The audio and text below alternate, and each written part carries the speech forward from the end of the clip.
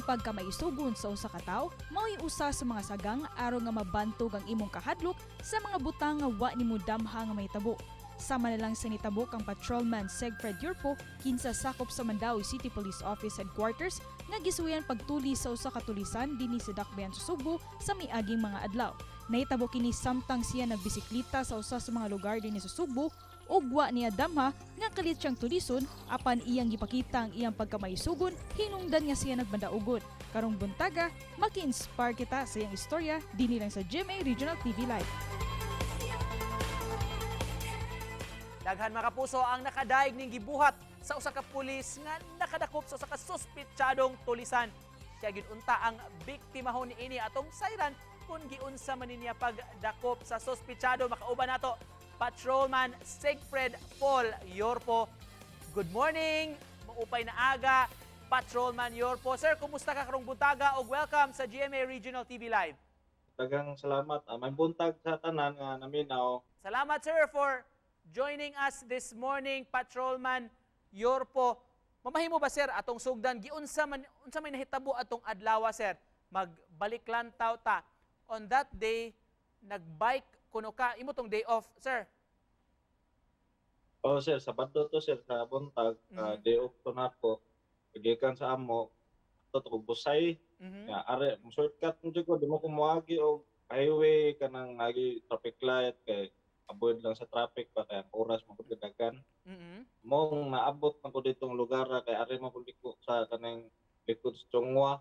Wa ko kibaw nga nara di gisundan ra di ko kay pagliko na ko atbang na si Bodok unsa ganang lugar diha. So wa jud ko dito sir.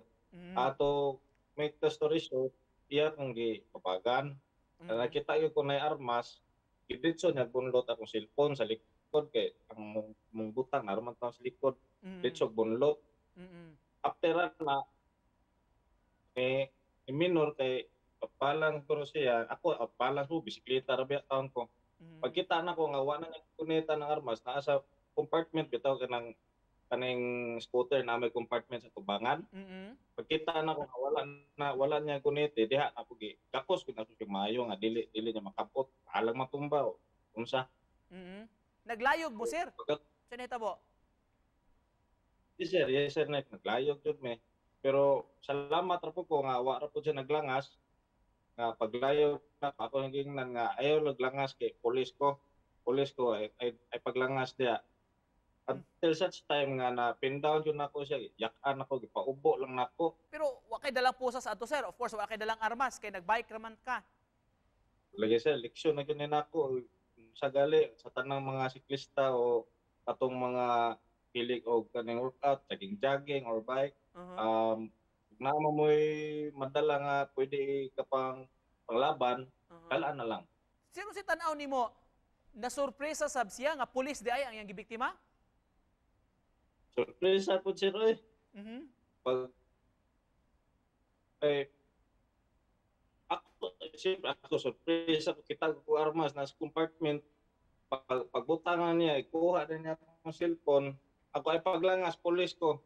Action siya, ngisi. Pag humana, naglayog na ko siya maayo. Tapos ginako, gitangtang na kong yawi sa motor, di ka-escapol, sa gali. Wag gunitan gina kong yawi, nga di na mabuyan. While ako siyang gisabdo. Mayroon po, wag po galang nga sir Nick.